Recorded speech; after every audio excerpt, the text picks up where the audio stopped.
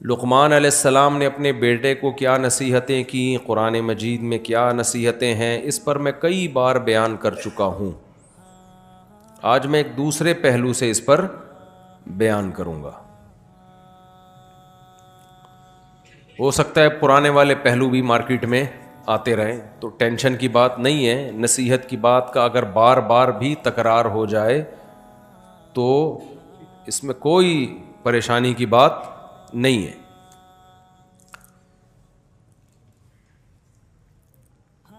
وَإِذْ قَالَ لُقْمَانُ لِابْنِهِ وَهُوَ يَعِظُهُ يَا بُنَيَّ لَا تُشْرِكْ بِاللَّهِ إِنَّ الشِّرْكَ لَظُلْمٌ عَظِيمٌ۔ حضرت لقمان اللہ کے ولی تھے، نیک تھے، اپنے بچے کو نصیحت کر رہے تھے، تو قرآن نے ان کی نصیحتوں کو قرآن کا حصہ بنا دیا۔ ظاہر ہے بہت ہی خاندانی نصیحتیں ہوں گی، جب ہی قرآن نے ان نصیحتوں کو قرآن کا حصہ بنایا۔ آج ان میں دو پہلوؤں پر بات کروں گا، ایک شرک کے بارے میں اور ایک تکبر کے بارے میں۔ باقی مختلف پہلو سے میں بیان کر چکا ہوں بہت دفعہ۔ مثلاً سرسری سا خلاصہ بیان کر دیتا ہوں تاکہ لوگوں کے سامنے سلیمان علیہ السلام کی نصیحتیں کم از کم پوری آ جائیں، اور جنہوں نے پہلے بیان سنا ہے وہ ریوائز ہو جائیں۔ سلیمان نہیں، لقمان علیہ السلام۔ لقمان علیہ السلام نے فرمایا شرک نہ کرنا۔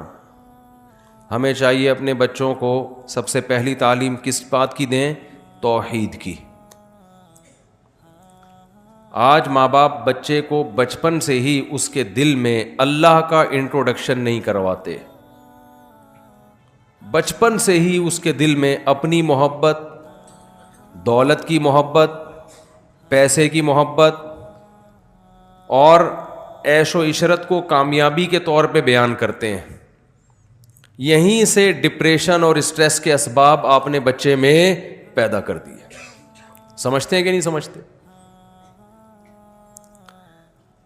کیا کر رہے ہیں والدین اپنے بچوں کے ساتھ؟ بچے نے گھر آ کے شکایت کی کہ ٹیچر نے مجھے ڈانٹا ہے، تو ماں باپ فوراً ٹیچر سے لڑنے کے لیے اسکول پہنچ جاتے ہیں کہ ہمارے بچے کو ڈانٹا کیوں آپ نے؟ بتاؤ بچہ تکبر سیکھ رہا ہے کہ نہیں سیکھ رہا؟ بولو، متکبر بن رہا ہے وہ تو۔ کہتا ہے مجھ پہ تو کوئی ہاتھ ہی نہیں اٹھا سکتا، کوئی ہاتھ بھی نہیں لگا سکتا مجھے تو۔ آپ تحقیق تو کر لیتے بھائی کہ صحیح ڈانٹا ہے یا غلط ڈانٹا ہے۔ ہو سکتا ہے ڈانٹنا نہ مارنا بنتا ہو، صرف ڈانٹ کے گزارا چلایا اس نے۔ تو بچے کو سب سے پہلے جو چیز سکھانی ہے وہ اللہ کا تعارف۔ ہمیں سورہ لقمان سے یہ پتہ چلتا ہے۔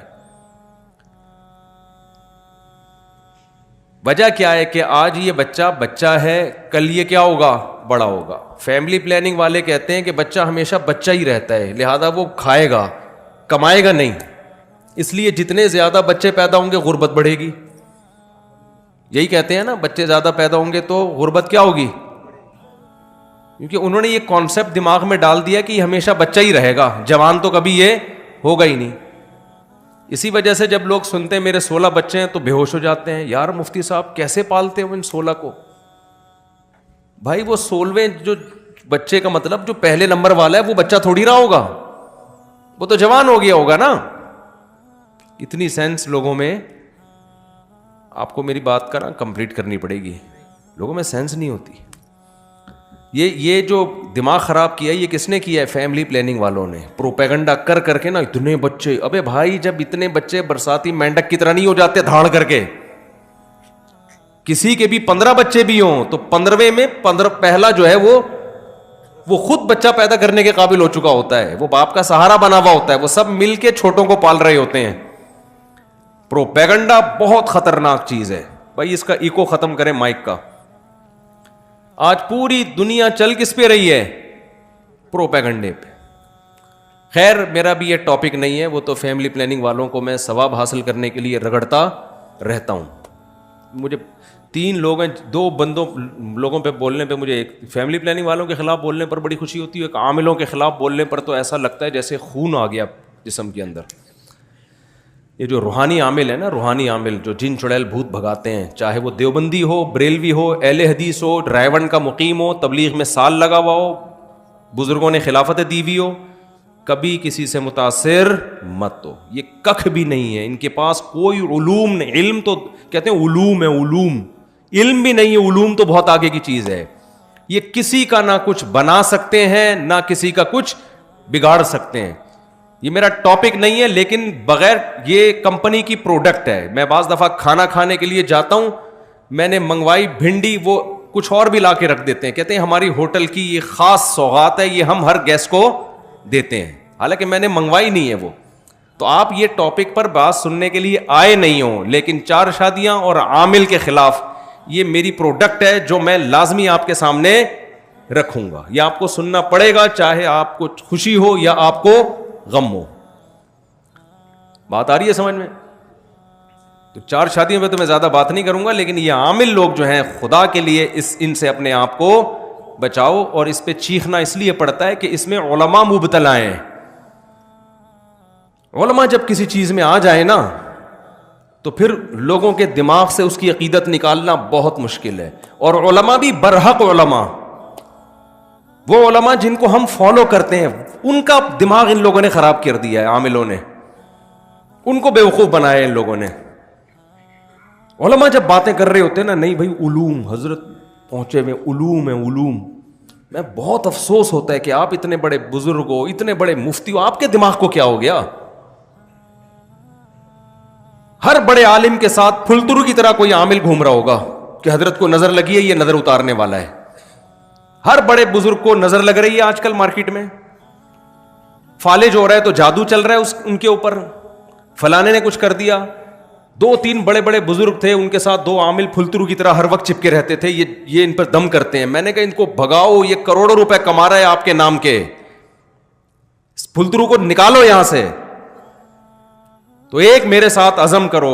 میں نے ابھی بیعت کرنا شروع نہیں کیا، لیکن جب میں بیعت کروں گا نا، تو جو بھی میرے ہاتھ پہ بیعت ہوگا میں اس کو یہ بولوں گا کہ مجھ سے وعدہ کرو کہ اپنی نسلوں کو روحانی عملیات سے بچاؤ گے، نسلوں کو، ورنہ میں بیعت ہی نہیں کروں گا. چاہے جن آئے نہ آئے، بھوت آئے، چڑیل آئے، عامل کے پاس بولو نہیں جانا. کوئی تعویذ نہیں، کوئی روحانی، سب ڈرامے بازی ہے.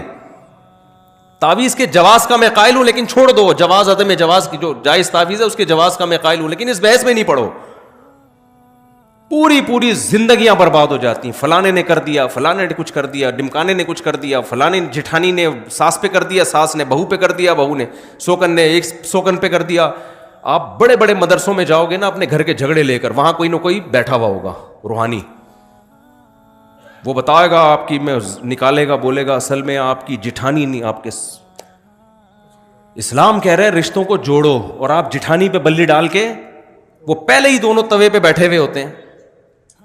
جٹھانی اور جٹھانی کا اپوزٹ کیا ہوتا ہے بھائی؟ جو بھی ہوتی ہے خاتون، اس کی جو جٹھانی اور وہ خود، وہ دونوں ایسے ہوتے ہیں ہر وقت جیسے گرم توے پہ پہلے لڑنے کے لیے تیار ہے. جب آپ نے کہہ دیا کہ اس نے کچھ کیا ہے، تو بس اب قیامت تک نہ ختم ہونے والا سلسلہ شروع. اس لیے اس شہر سے نکلو. انگریز نے ترقی کیوں کی ہے؟ وہ اسباب کو دیکھتا ہے. اسباب پیدا کس نے کیے ہیں؟ اللہ نے. لہذا اسباب کو دیکھنا یہ شریعت کے خلاف نہیں ہے. جو کام اللہ نے جس چیز کا رکھا ہے وہ تو اللہ نے رکھا ہے نا. دیکھو ایک آدمی کیا کرتا ہے، بھوک لگتی ہے روٹی کھاتا ہے. اب کوئی اس سے کہے کہ بھوک لگ رہی ہے روٹی کھا رہا ہے کیوں؟ کہہ رہے بھائی سبب یہ ہے، سائنٹیفک لاجک ہے، جب بھوک لگے گی تو روٹی سے پیٹ بھرے گا. سارے سائنسدان اس پر متفق ہیں. کوئی کہے ابے تو سائنس کو مانتا ہے؟ ہم تو صرف قرآن و سنت کو مانتے ہیں بھائی، ہم سائنس کو لفٹ نہیں کراتے. یہ مذہب کے نام پہ حماقت اور بے وقوفی کی بات ہوگی کہ نہیں ہوگی؟ تو بھائی مذہب نے کب کہا ہے کہ یہاں سائنس غلط ہے؟ بھائی یہ اسباب کس نے پیدا کیے ہیں؟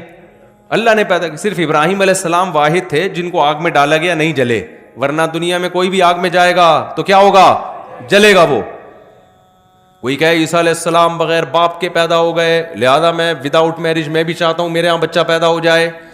اب لوگ کہہ رہے ہیں بھائی سائنٹیفکلی یہ ممکن نہیں ہے. وہ کہے عیسیٰ علیہ السلام کے کیسے ہو گیا، حضرت مریم کے کیسے ہو گیا وداؤٹ ہسبینڈ؟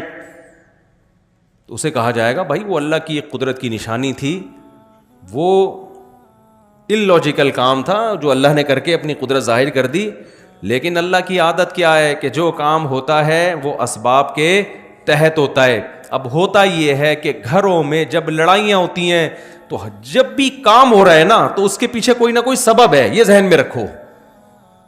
ایسا ہوتا نہیں. نیوٹن کیا بول کے گیا تھا؟ غلط بولا تھا نیوٹن نے.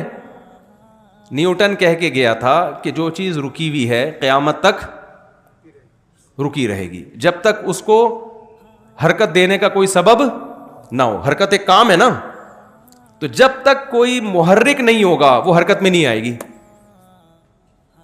اور جو چیز چل رہی ہے وہ رکے گی نہیں جب تک کوئی روکنے والی شے نہ ہو. اگر آپ یہ جن چڑیل بھوت کے چکروں میں پڑتے ہو نا تو آپ ایک نیا لا بناؤ. پھر پہلے میں نیوٹن کو تھوڑا سا ایکسپلین کر دوں نا.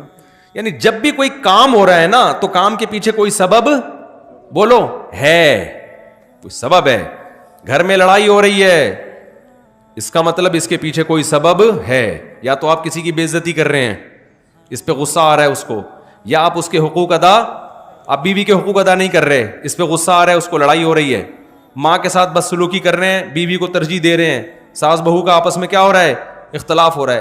یا تو ساس ظالم ہے یا بہو ظالم ہے, یا جٹھانی گڑبڑ کر رہی ہے, آپ صحیح چل رہے ہیں, کہیں نہ کہیں گڑبڑ ہو رہی ہے. اب گورے کے ساتھ جب گڑبڑ ہوتی ہے تو گورا اس کی لاجک تلاش کرتا ہے, سبب تلاش کرتا ہے. سارے ماہرین مل کے بیٹھ جاتے ہیں کہ ہم افغانستان میں پٹے کیوں, وہ غور کرتے ہیں اس پہ. وہ جنات پہ نہیں ڈال دیتے.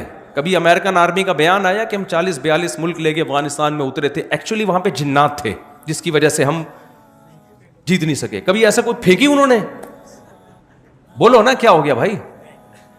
ان کے ہاں اگر یہ روحانی ڈرامے باز ہوتے کہتے بھائی وہ اصل میں تمہاری طاقت تو بہت ہے لیکن وہاں جنات ہیں, جنات سے کون لڑ سکتا ہے. وہ عمل کی ہم پر فرانس نے جادو کیا ہوا ہے. اصل میں امریکن پہ کس نے جادو کر دیا تھا؟ فرانس پہ. فرانسیسیوں پہ جادو کیا جاپان نے, جاپان پہ جادو کیا سوئٹزرلینڈ نے. آپ کہہ سکتے ہو سوئٹزرلینڈ کیسے جادو کرے گا؟ جب جٹھانی کر سکتی ہے تو سوئٹزرلینڈ کی طاقت جٹھانی سے زیادہ ہے یا نہیں ہے؟ کیا خیال ہے بھائی؟ وہ تو سارے جتنے بھی عامل ہیں ان کو سوئٹزرلینڈ کا صرف وزٹنگ ویزا بھی دے دینا تو سارے عامل اس کے کہنے پر جادو شروع کر دیں گے. نکالو اپنے آپ کو اس ٹینشن سے, مصیبت سے. تو وہ غلطی دوبارہ نہیں دہراتے جو غلطی ان سے ایک بار ہو چکی ہے. گورا نہیں دہرائے گا اس غلطی کو. ہم بار بار اس غلطی کو ریپیٹ کرتے ہیں, بار بار اس غلطی کو ریپیٹ کرتے ہیں. اور جب ناکامیوں کا منہ دیکھتے ہیں تو روحانی ڈرامے باز ہمیں کہتا ہے اصل میں تم پر کسی نے کچھ کر دیا ہے. پھر نکلنا بھی شروع ہو جاتی ہیں چیزیں. وہاں سے فلیتا نکلا, وہاں سے پلیتا نکلا, وہاں سے کسی کے ناخن نکلے. مجھے لوگ لا کے دکھا, میں کچرے میں ڈال, میرے گھر سے بھی تعویذ نکلتے ہیں, میں کچرے میں پھینک دیتا ہوں ان کو. کوئی آ جاتا ہے چپکے سے کچھ رکھ کے چلا جاتا ہے, ذرا بھی متاثر, میں کہتا ہوں ابے تو نے جو رکھنا ہے بولو رکھ دے بھائی, کچھ بھی نہیں ہونے والا انشاءاللہ. تو اس سحر سے نکلو. سمجھ رہے ہو یہ بہت مشکل ہے نکالنا. کیوں؟ اور میں آپ کے سامنے اتنے کانفیڈنٹلی بات کرتا ہوں, میں علماء کے سامنے نہیں کرتا کیونکہ مجھے آگے سے مخالفت کا سامنا کرنا پڑتا ہے. وہ کہتے ہیں اب علماء کے سامنے کون اونچی آواز سے بات کرے. میں کہتا ہوں عوام کو سمجھاؤ بھائی. آپ کہہ سکتے ہو مفتی صاحب آپ کا علم کیا علماء سے بھی زیادہ ہے, آپ ان سے بھی 2 ہاتھ آگے نکل گئے. قطعاً نہیں. ہم یہ کہتے ہیں یہ علم ہی نہیں ہے تو زیادہ کم کی کیا. علماء کا علم ہم سے دین کے علم میں زیادہ ہے. ہم جتنے ہمارے اکابر ہیں, بزرگان دین ہیں, دین کی جہاں بات آئے گی ہم سرنڈر کر دیں گے. میڈیکل کے سائنس کی بات آئے گی تو ڈاکٹر کو مانیں گے یا علماء کو مانیں گے؟ ڈاکٹر کو مانیں گے. اب ڈاکٹر کہہ رہے یہ دانت نکلوا دو, حضرت جی بزرگ کہہ رہے نہیں نکلواؤ, تو بھائی میں کس کی مانوں گا؟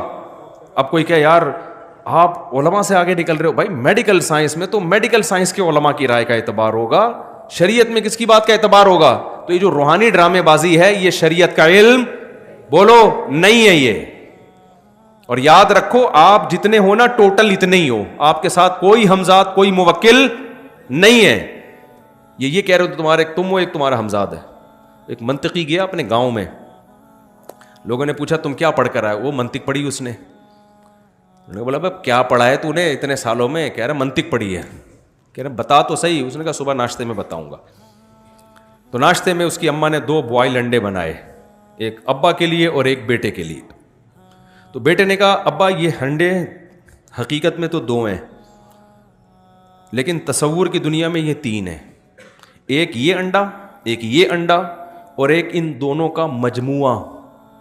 وہ ایک الگ اس کی تصور ہے نا، ایک یہ انڈا اور ایک یہ انڈا، یہ انفرادی حیثیت ہے، اور ایک ان کی مجموعی حیثیت سے وہ کیا ہے؟ دونوں کا مجموعہ. وہ ایک الگ چیز ہے. ابا نے دونوں انڈے کے کھائے، بولے مجموعہ تو کھا لے بیٹھ. مجموعہ کون کھائے گا؟ وہ تو کھا جا. تو عامل بھی کہتا ہے ایک آپ ہو، ایک آپ کا ہمزاد ہے، ایک موکل ہے، پتہ نہیں کیا کہ ڈرامے بازی. جتنے گاڑے الفاظ لے کر آتے ہیں نا، جن کا نہ سر نہ پیر. لوگ کہتے ہیں علوم. یہ کیا ہے بھائی؟ علوم ہے بھائی، بہت اوپر کی باتیں ہیں بھائی، ان کو تو سمجھنے کے لیے ہمارے وہ دماغ ہی نہیں ہے. بھائی یہ اس لیے سمجھ میں نہیں آ رہی کہ باتیں ہی ٹھیک نہیں ہیں، یہ کوئی دلیل نہیں ہے ان پر. مشرکین جس شرک میں مبتلا ہوئے اس کی بیس تھی توہم پرستی.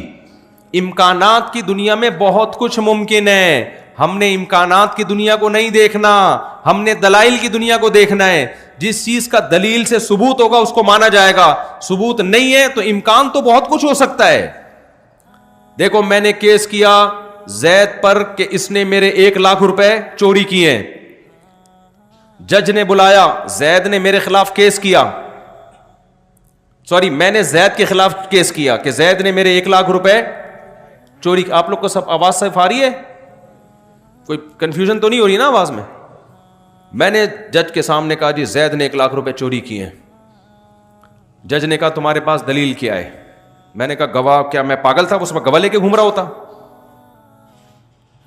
جب یہ چوری کر رہا تھا تو میرے پاس اگر گواہ ہوتے تو میں چوری کرنے دیتا اس کو؟ میں تو پکڑ کے کٹ لگاتا.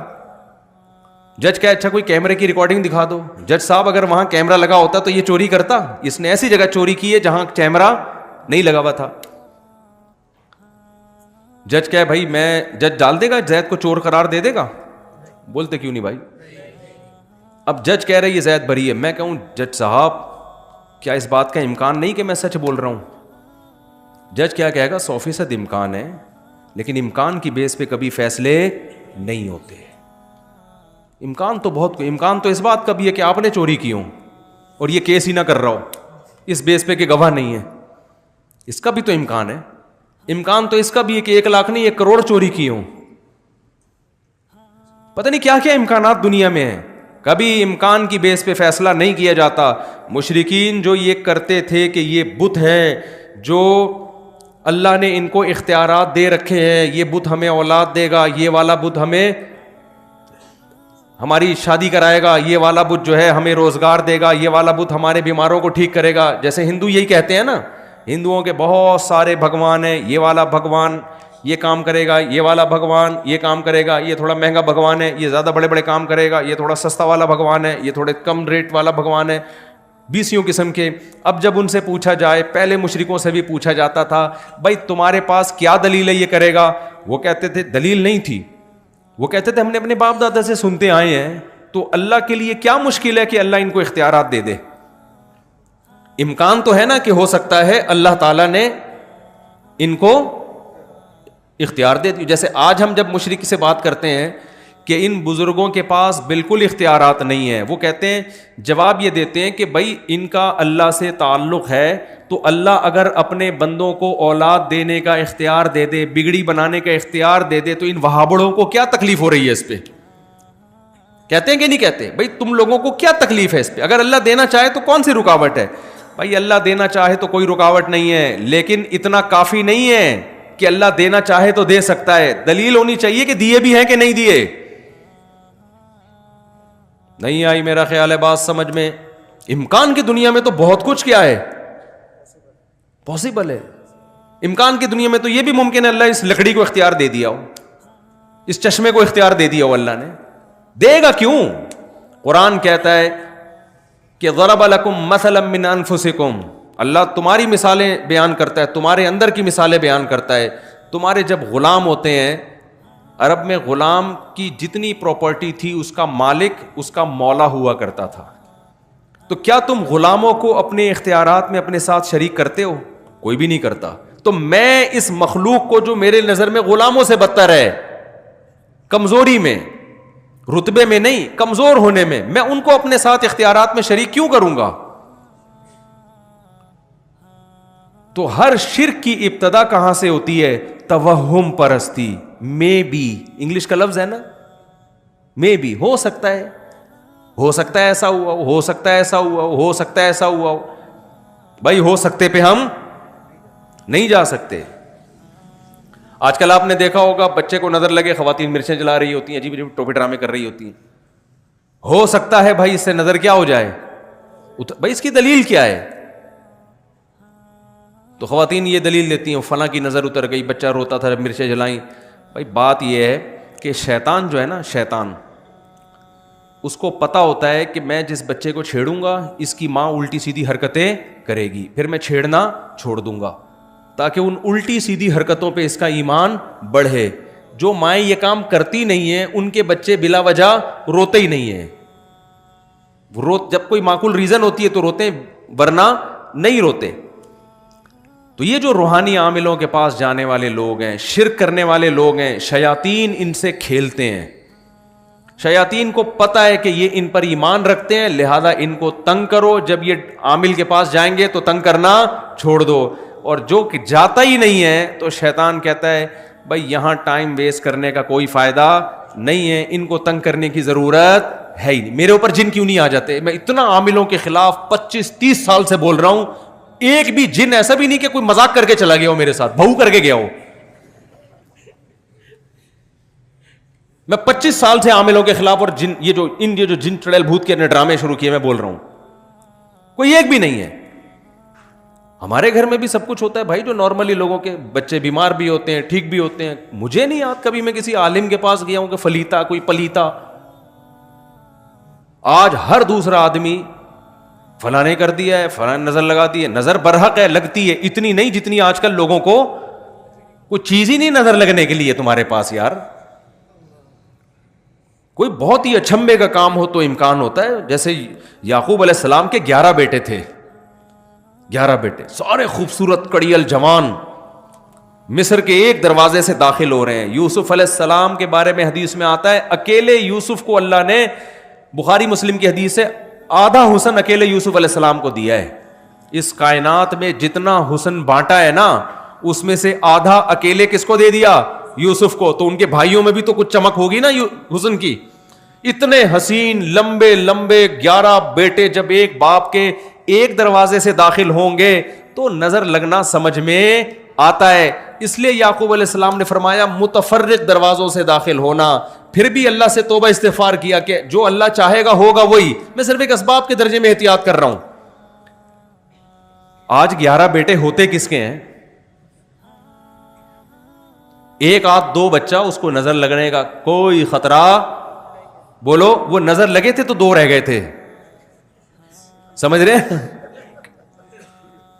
پھر وہ حسن و جمال ہوتا ہے نہ، وہ برگر کھلا کھلا کے تو بچوں کو موٹا کیا جا رہا ہے. اس میں وہ پرسنالٹی نہیں ہوتی، کوئی شخصیت نہیں ہوتی، وہم. عورت کو حسن کی نظر لگ رہی ہے، بچوں کو کسی نے تھوڑی سی تعریف کر دی، کتنا پیارا بچہ ہے، ایک دم اس کو نظر لگ گئی. اتنا زیادہ وہم کی دنیا میں بھائی مسلمان دھستا چلا گیا ہے. مذہب صرف اتنا ہی رہ گیا ہے. مذہب سے جو مسلمان کا تعلق ہے نا وہ اتنا رہ گیا ہے کہ فلانی صورت پڑھنے سے یہ ہو جاتا ہے، فلانی صورت پڑھنے سے یہ ہو جاتا ہے، فلاں سے یہ جن بھاگ جائے گا، فلاں سے چڑیل بھاگ جائے گی، فلاں صورت پڑھنے سے پیسے آ جائیں گے، فلاں صورت پڑھنے سے غربت دور ہو جائے گی، فلاں صورت پڑھنے سے فلاں جگہ شادی ہو جائے گی، فلاں صورت پڑھنے سے یہ ہو جائے گا. بس صحابہ کرام کی اگر زندگی اسی کے گرد گھومتی تو نہ وہ تجارت میں ترقی کرتے، نہ ٹیکنالوجی میں ترقی کرتے، نہ دیگر سائنسی علوم میں ترقی کرتے، نہ پوری دنیا کی باغ ڈور ان کے ہاتھ میں آتی. تو میں تو مذہبی لوگوں کو اس شہر سے نکالنے کی کوشش میں لگا ہوا ہوں. مذہبی لوگوں کو، مذہبی لوگ ٹھیک ہو جائے نا تو اسلام کا امیج دنیا میں اچھا ہو جائے گا. سمجھ میں آ رہی ہے بات کہ نہیں آ رہی ہے؟ تو اس لیے آج سے مر جاؤ مگر کسی عامل کے پاس، بھلے جن آ جائے، پہلے تو نفسیاتی ڈاکٹر کے پاس جاؤ. 99.9% کیس دماغ کے ہوتے ہیں، کھوپڑی صحیح کام نہیں کر رہی ہوتی. اگر آپ شروع میں نفسیاتی ڈاکٹر کے پاس چلے گئے تو وہ میڈیسن سے کور کر لے گا. نہیں گئے نا شروع میں تو اتنا معاملہ پیچیدہ ہو جاتا ہے کہ پھر وہ جو نفسیاتی ڈاکٹر آپ کے ساتھ تھوڑے دن گزارے گا نا, وہ بھی کسی عامل کے پاس جا رہا ہوگا بیٹھ کے. پاگل کے ساتھ رہ کے نا بندہ خود پاگل ہو جاتا ہے.